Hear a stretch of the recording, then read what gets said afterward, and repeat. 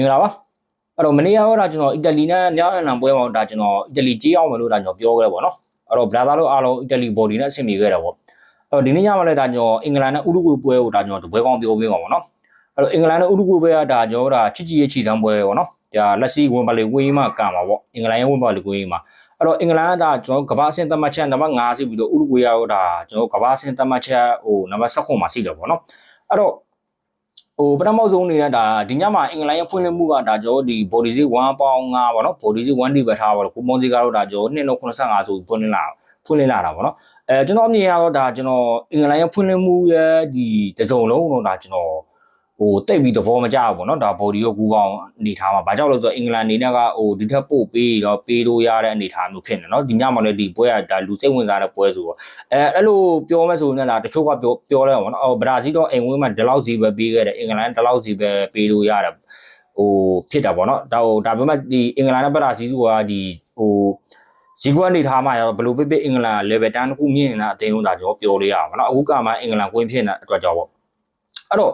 ဒီညပွဲမှာဒါကျွန်တော် body ဘက်တော့ရွေးချယ်ပေးလိုက်ပေါ့နော် body ကိုရွေးချယ်ပေးတာကျွန်တော်တို့ဒီခြေစမ်းပွဲတွေကဘယ်လိုဖြစ်လဲဆိုတော့ကျွန်တော်တို့ဒီ club ပွဲတွေ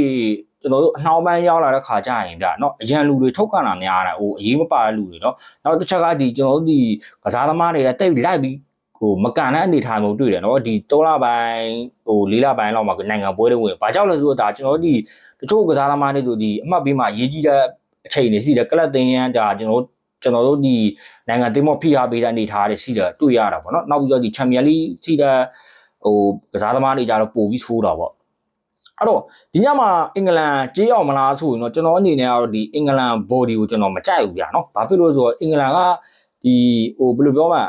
ကျွန်တော်ဒီအနည်းဆုံးတွေ့ရမယ်ဆိုကျွန်တော်စီနီဂိုကိုလည်းဒီဈေးပေးခဲ့တယ်เนาะဒါခြေစမ်းပွဲကိုပေါ်တာเนาะစီနီဂိုကိုဒီဈေးပေးပြီးတော့အင်ဝင်းမှာဝင်ပါလေဝင်းမှာ1-3ချုံလာဘူးတဲ့အနေထားမျိုးရှိတယ်ဒီဥရုဝေးဆိုရတဲ့ရိုင်းကောင်းတဲ့အသင်းမဟုတ်เนาะတောင်အမေရိကအသင်းရိုင်းကောင်းတဲ့အသင်းမဟုတ်နောက်ပြီးတော့ဒီနောက်ဆုံးခြေစမ်းပွဲမှာဒီအမေရိကန်လိုအသင်းမျိုးကိုငါ5-1နဲ့ဆုံလာတဲ့အနေထားမှာထိုးသားမှုတော်တော်များများတော့ဒီအင်္ဂလန်ဝင်ပါလေဝင်းမှာအနေဆုံးဒီလူချင်းရတဲ့အင်္ဂလန်မှာပြောစရာမလိုအရန်လူတွေကတောက်နေတဲ့အနေထားမှာ